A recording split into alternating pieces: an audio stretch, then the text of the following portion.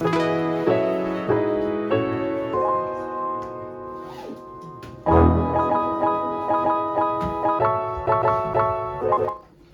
the worst thing about traveling is the packing aspect of it all, because you have to not only pack before you go, then you have to make sure you don't lose any shit when you go, because you're probably going to be moving around to different hotels, and then when you come back you have to wash everything. Not even to mention the airport and all the baggage and the risk that all your stuff could just get lost.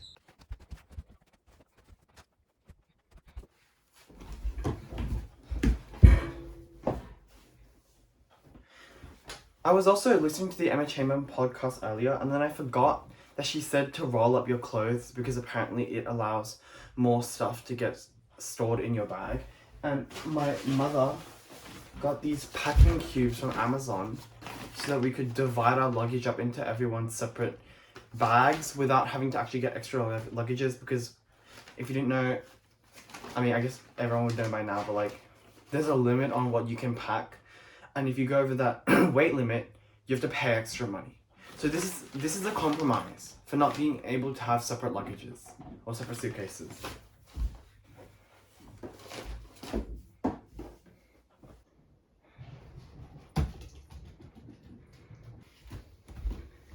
Definitely the worst thing about traveling is having to leave your fur babies behind and give them to a dog sitter while you're gone. It's so sad because the entire day, I swear she could understand that we were leaving her, and she was like mentally preparing herself, because like honestly if I was her I would be doing the same thing, like mentally preparing myself to be abandoned for 1 week. We're about to go to the airport, and I would like to say that I download every single one of Lady Gaga's albums on Spotify so that I can listen to them on the plane when there's no Wi-Fi. I think the backpack just like further solidifies the tradie look for today. But you know what? I'm in my Julia Fox era, so I'm just embracing it.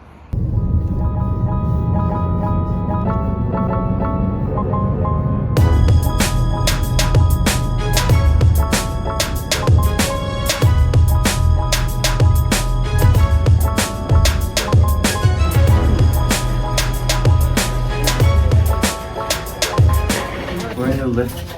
I like the vibe and the smell of the airport. You know, the airport has like a certain smell. At the same time though, airports always have so much anxious energy. And it's like people like checking in, and there's really long queues. Hi Xavier. Our flight leaves in 1 hour, and this is the queue.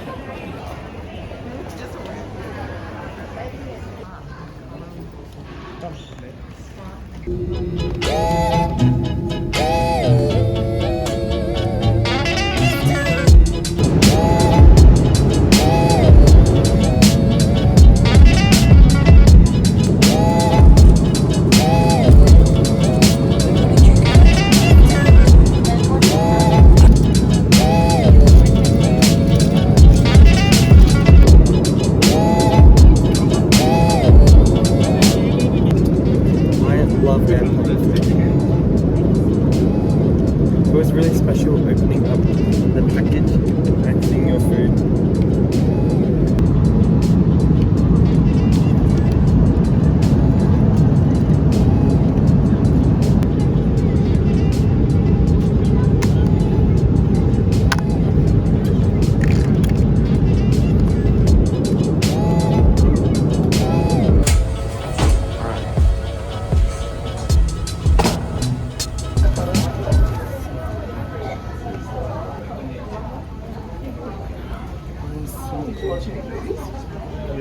Changi Airport, the best airport in the world.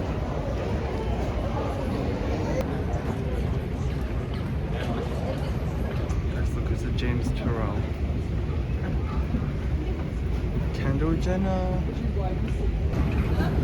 So that was such a good flight. That's a crew there. Such a good flight. The food was so yummy, even though it's airplane food. Xavier doesn't agree. I found it so yummy.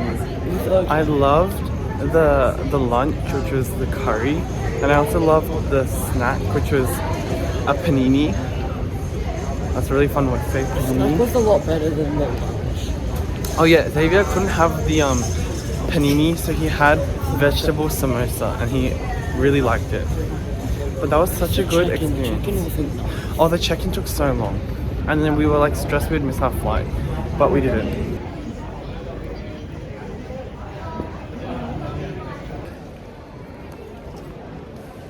We stand Changi Airport. Bitch, let's go. We're going to get our luggages. To get our luggages, belt 17. Where is belt 17? 19, 18. Oh, that's 17. Oh, it's on.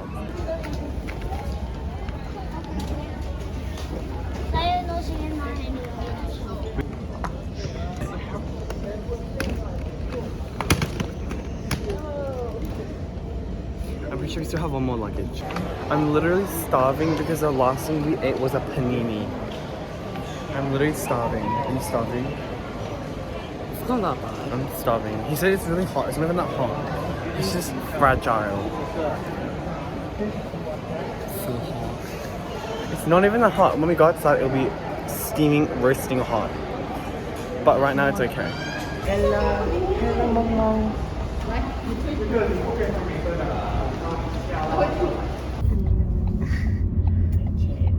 Go Melbourne. Singapore.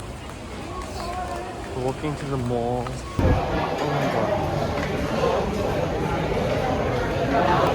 We acquired food. You have Vitasoy, and you have Vitasoy not so sweet. Vitasoy melon. Ribena. Okay. I actually don't like Ribena. Oh, sensory overload. Oh my god, I've never seen this much instant ramen in my life. Oh, so much instant ramen.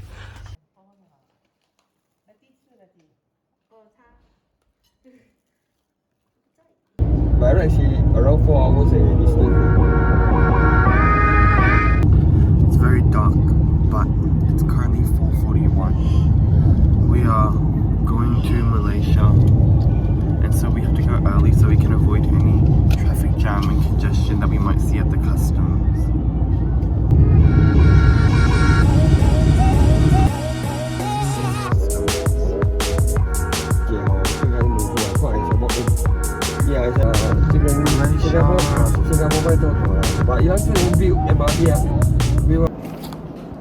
Okay, so now we are in Malaysia at my uncle's house, and it's like 6 a.m.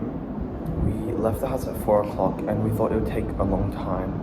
And it did take pretty long to go through customs, but it took a little bit shorter than expected. So now we have 2 hours because we are going to breakfast at 8. So I'm just doing some Japanese right now.